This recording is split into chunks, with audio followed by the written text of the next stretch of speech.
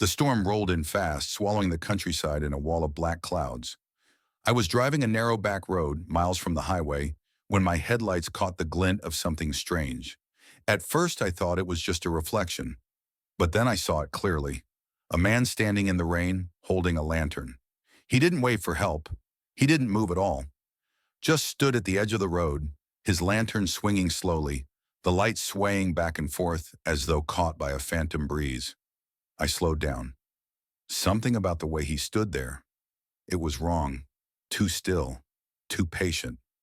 When my car drew closer, he lifted the lantern higher. The flame inside burned blue. The locals at the diner had warned me earlier, though I hadn't taken them seriously. "Don't drive after dark if the lantern man's about," an old waitress had said while pouring coffee. "He's got a way of calling you off the road. Folks who follow that light don't come back." Everyone at the counter had nodded, silent. At the time, I'd laughed. A campfire story, I thought. A ghost tale for tourists. But now here he was, flesh and shadow, real as the rain hammering on my windshield. I pressed the gas and drove past him. For a moment, relief washed over me. The lantern's glow shrank in the rearview mirror until it was nothing more than a blue dot in the storm. Then the engine sputtered. The dashboard lights flickered. My car coughed once, twice, then died completely, leaving me stranded in the black belly of the storm. I tried the ignition. Nothing. Only silence and the relentless rain. And then, through the downpour, I saw it.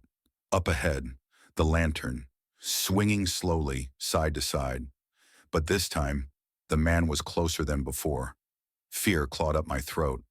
I locked the doors, gripping the wheel with trembling hands. The rain blurred everything, but the light cut through, unnatural and steady. I told myself not to look again, but I couldn't stop. My eyes returned to the lantern, drawn like a moth to flame. The man's outline was sharper now. His hat was wide-brimmed, old-fashioned. His coat hung in tatters, dripping. But his face was just darkness, like the lantern's light refused to touch him. I don't remember opening the door. One second I was inside the car, the next my boots were splashing in mud. My body moved on its own, as if the lantern had hooked itself into my bones and was reeling me in. "Come along," a voice rasped through the storm. "The road's no place for you." The light bobbed, always a few steps ahead, pulling me off the asphalt into the trees. Branches clawed at my arms. Water soaked me to the skin.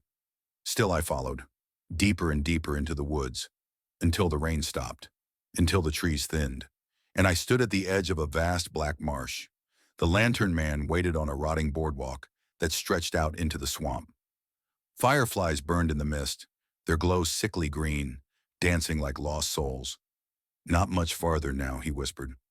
"Almost home." I should have turned back. I should have screamed, prayed, anything. But my body was no longer mine. My legs carried me forward, one step at a time, creaking across the wet planks. The deeper we went, the more wrong the world felt. The air was too thick, the moon too large, the water too still.